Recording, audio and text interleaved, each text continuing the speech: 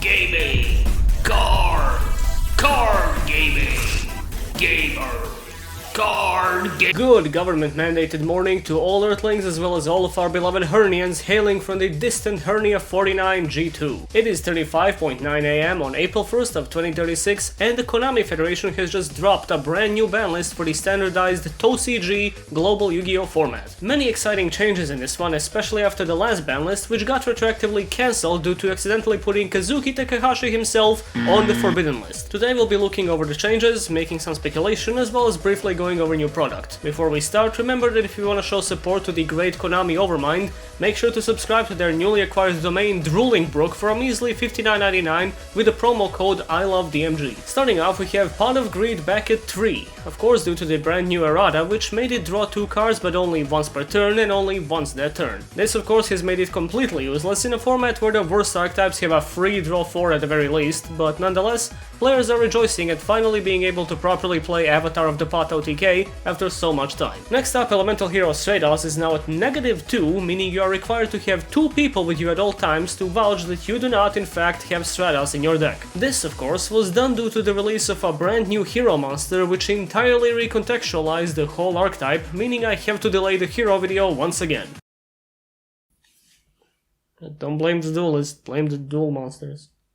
After that comes a rough hit to Phantom Knights, as Phantom Knights of Poopy Doodoo got banned due to letting players activate trap cards from their pocket. Originally there wasn't much issue surrounding the card, but due to unclear rulings on how many pockets a player is allowed to have, it was banned due to fashion concerns. The community has come to unanimously agree that this was the only sensible ban choice in the game's history. Similarly, Infernity JUDGECALL got banned due to its amazing empty hand effect after they actually made sending Infernity monsters face down in the spell and trap zone a real mechanic. At the end of the day, come on, everything is a misplay. You ever actually sit down and read the rulebook? Technically playing artifacts should be illegal. Now, as we know, the last ban list finally got rid of the very last tuner monster remaining, and this one dealt the finishing blow by also banning every single card that's capable of becoming a tuner or making a monster into a tuner, and with this, Crystron Hulky Fibrax has officially become the first Yu-Gi-Oh card which you can run 4 copies of. When inquired about what this decision means for the synchro mechanic, the CEO of Konami's Yu-Gi-Oh division simply responded with, "What mechanic?"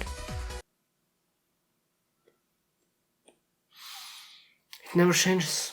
The War Rock field spell is finally back to 1 after being banned for a solid 13 years, and much like Jerry Beans Man, I shouldn't have to explain why it was banned. It was blatantly obvious from the start how utterly broken the card was, and it's pretty funny in hindsight to think about how people never saw it coming back in 2021. With this, War Rocks are likely to go back to tier 0 again for a short while before the field spell is emergency banned once again. One of the more interesting choices on this list is that Shockmaster has remained banned, even though people were actively running it because everyone kind of forgot it used to exist for a while. Konami, uncertain how to respond, banned EVILSWARM OPHION, presumably out of spite. Nobody has actually seen OPHION summoned in public since the Big Purge of 2027, but information never killed anyone. Other than my cousin Kopi, who was allergic to information. Destiny Hero Militias got put back to 3, right after going to 2 the previous ban list, and 1 the list before that, and 3 the list before it, 0 the list before that one, 2 the one before it, and an uncertain position between 0 and 2 on the one before it. Rumors have it that a brand new number is being developed at Konami right now, which will be exclusively reserved to refer to the ban list position of Destiny Hero Militias, otherwise endearingly referred to as Schrodinger's card. As far as more recent archetypes go, ULTRASHEEP got a significant nerf due to the limiting of their searcher ULTRASHEEP BAAHSTER, because as their premier Fury summoning mechanic, people were not quite sure how hard you're allowed to slam cards on the table for extra attack, so the deck had to be slowed down just a little bit due to frequent complaints from the furniture industry. Left arm offering along with right arm offering as well as left and right leg offerings all got put back to 3 after the rightful ban of head offering. We don't like to talk about what happened with that one. The Max archetype, which of course spawned as a spin-off of the C archetype, has definitely seen some changes, and I think we should all agree that Max C can finally come back after Max U and Max M both got banned. Duelists all over the world are trembling in fear at the prospect of a possible Max Z as yet another overpowered representative of the laugh attribute and the chuckle summoning mechanic. Despite Konami's insistence, nobody is laughing.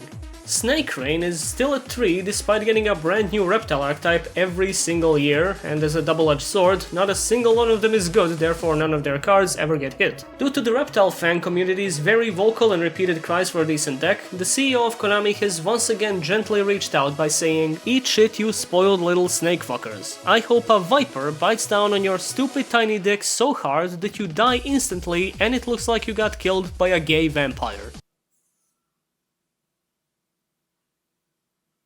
Sad day for Gadget fans, as their best card Vantablack Gadget got banned due to being literally too light absorbent and distracting during play. This was especially evident on cameras during remote duels, which of course now require a mandated disinfection house tour due to a new strain of the exponentially evolving COVID-53, which can be transmitted via thinking about it too hard in the vicinity of another person. The initially observed as a failed gameplay mechanic known as Epic Summoning is making a comeback due to the Epic Man archetype and their reverse draw mechanic, which makes you lose in reverse, therefore eventually winning by stack overflow. We can expect some hits there in the near future, unless the hits also get reversed and they somehow actually get more cards. The brand new archetype PYROBLASTERs had their continuous spell banned, partially due to some FTK interactions, but mostly due to containing an unlicensed scan of a KitKat bar in the bottom left corner, so the card is illegal to play until the issue is resolved with a copyright representative of the industrial superplanet Nestle. This is another sad event for PYROBLASTER fans who thought that the Pyro type might actually be getting support after 20 years and the first revealed monster being Pyro type, until it turned out to be a misprint and the archetype is actually composed of Dark Attribute warriors. Konami tried to mitigate the damage of this mistake by starting to credit artists who draw the cards, but immediately went back on it after all of them instantly got doxed.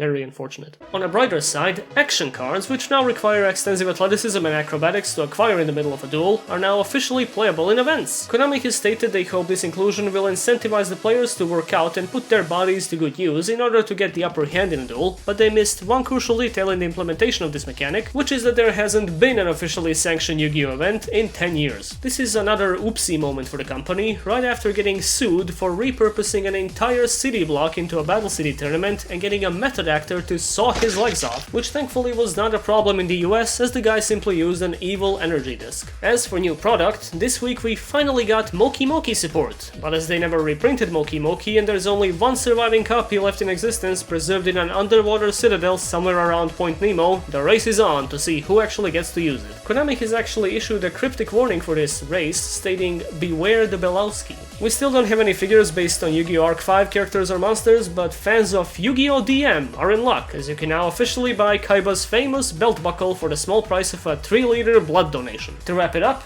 pendulums!